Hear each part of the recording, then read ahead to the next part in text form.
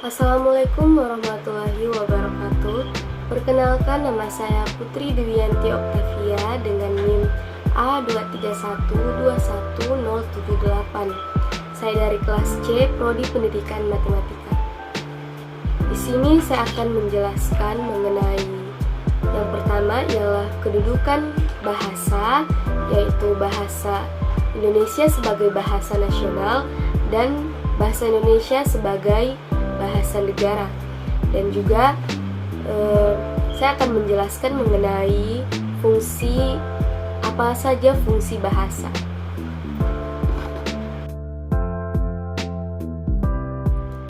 Baiklah, materi yang pertama yaitu kedudukan bahasa Indonesia sebagai bahasa nasional. Kedudukan bahasa Indonesia sebagai bahasa nasional dimiliki oleh bangsa Indonesia sejak dicetusnya Sumpah Pemuda pada tanggal 28 Oktober 1928. Sebagai bahasa nasional, bahasa Indonesia memiliki beberapa fungsi. Yang pertama, sebagai lambang kebangsaan nasional. Yang kedua, sebagai lambang jati diri atau identitas nasional. Kemudian yang ketiga yaitu sebagai alat pemersatu berbagai daerah yang berbeda latar belakang sosial, budaya, dan bahasanya. Selain itu, fungsi bahasa Indonesia sebagai bahasa nasional ialah sebagai alat perhubungan antar budaya dan antar daerah. Nah, kemudian apa sih kedudukan bahasa Indonesia sebagai bahasa negara? Kedudukan bahasa Indonesia sebagai bahasa negara ialah bahwasanya bahasa Indonesia berfungsi sebagai bahasa resmi kenegaraan.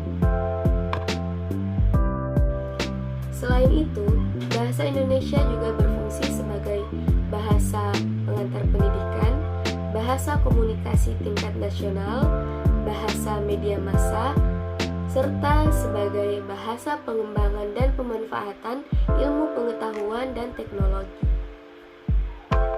Dengan kedudukan seperti itu, bahasa Indonesia memiliki peran yang sangat penting dan strategis dalam memfasilitasi proses kemajuan bangsa Indonesia.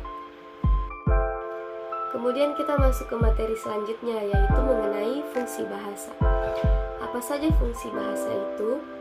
Fungsi utama bahasa ialah sebagai alat untuk berinteraksi dengan manusia, alat untuk berpikir, serta menyalurkan arti kepercayaan di masyarakat.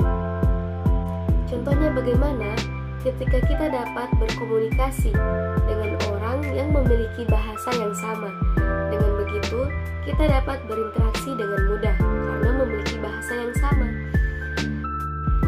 Contoh yang kedua yaitu apabila seseorang ingin berbicara di depan umum, maka ia dapat melakukannya karena memiliki bahasa sebagai alat untuk berkomunikasi dengan orang banyak, sehingga ia dapat dengan mudah menyatakan ekspresi dirinya.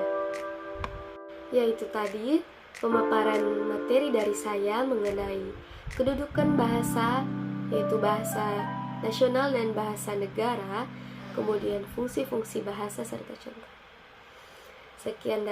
Sekian presentasi dari saya. Wassalamualaikum warahmatullahi wabarakatuh.